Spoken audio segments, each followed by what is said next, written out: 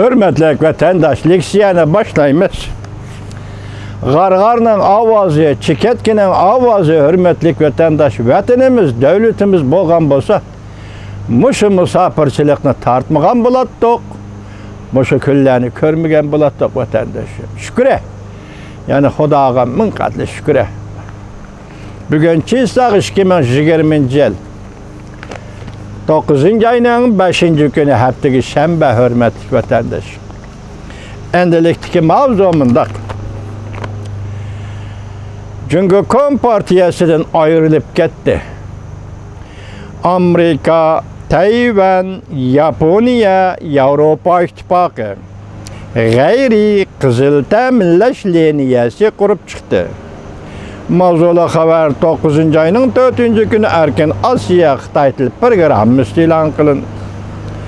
Amerika, Tayvan, Yaponiya, Avrupa İttifakı 4 taraf Tayvan Taybide təminləşliyiniyəsi qaytı kuruş yığını ötküzüp aqide ideyaları birdek bolgan şerikler oturысы da qat'iylikka ega munbar kurup çıktı. Birleşim bayanat ilan kıldı. Bu hemkarlık münasebeti kolunu kolga tutuşup ortak kıymet qarashlarını asas kılıp təminləş liniyasının bexatarligini tehditke uçurmasligini kapaletki kılıdı.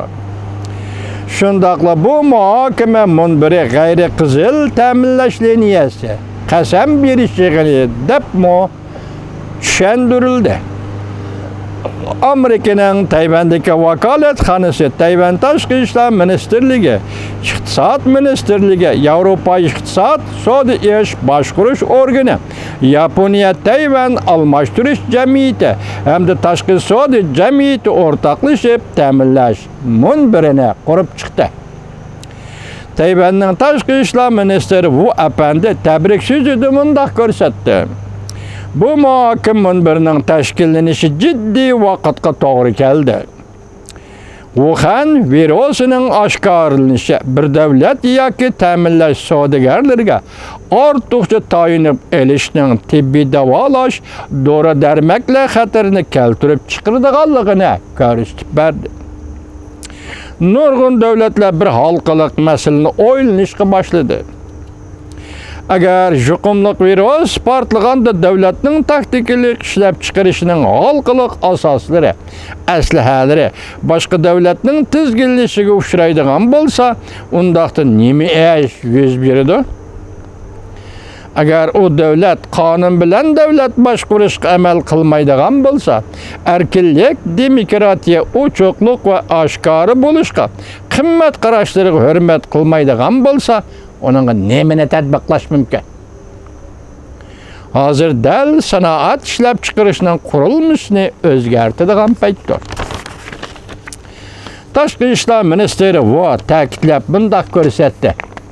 Tayvanning tashqi ishlar ministeri Prezident Tsai Ing-wen qayta prezident bo'lib saylangandan keyin 6 turlik yadroliq siyosat o'tirib qo'yib, sanoat ishlab chiqarishni oldingi siyosat qilib belgiladi. Tayvan başka devletlerge tayinib qilishdan qutulishi kerak. Devletning taraqqiyotini tezletish lazım. Kelgusida Tayvan aqida ideyalari o'xshash bo'lgan davlatlar bilan o'zaro manfaat yetkazadigan sanoat ishlab chiqarish qurilmasi qurib chiqib, sheriklar bilan o'rtaq gullanib, majburlashni, ekspluatatsiyani, kengaymichilikni rad qilish kerak. Bu gaplar jonga qaratilyapti. Amerika'nın Tayvan turishliq vakolatxonasining boshlig'i mundaq ko'rsatdi. Bu qatimqi yuqumliq virus bir davlatga ortiq tayinib qilish, tibbiy davolash materiallari va strategik muhim materiallar bilan ta'minlashdan xatar elib keladiganligini ko'rsatib berdi. Növbətdə Tayvanda ziyoratda bo'layotgan Chexiya parlamentining boshlig'i Milosh Vostochil mundaq ko'rsatdi. Agar bazı çare oylab bu to'g'rida bir o'zgarish hosil qilmasak, undaqda yer shari ta'minlash liniyasini turg'izish davomli bir masalaga aylandi. Undaqda bu ko'pchilik uchun bir xatarlikdir. Tayvan Shangbao gazeti mundaq xabar qildi. Tayvan her qaysi taraflar bilan o'rtaq qatnashib g'ayri qizil ta'minlash liniyasi qurib chiqdi. Bu yerda g'ayri qizil liniyasiga bu qatorda jungu yo'q demakchi. Bu ta'minlash liniyasining ichida jungu yo'q, qizil jungu yo'q demakchi. Bozor intayin muhim. İşlab chiqarish liniyasi bozordan muhim. İşlab chiqarish jarayonidan junguni chiqarib yetish kerak. Bozordan ham junguni chiqarib yetish kerak.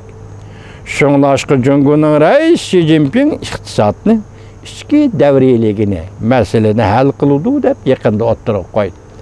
Bu yerda liniya, ta'minlash liniyasi degan gapni men mundaq tushundim vatandosh.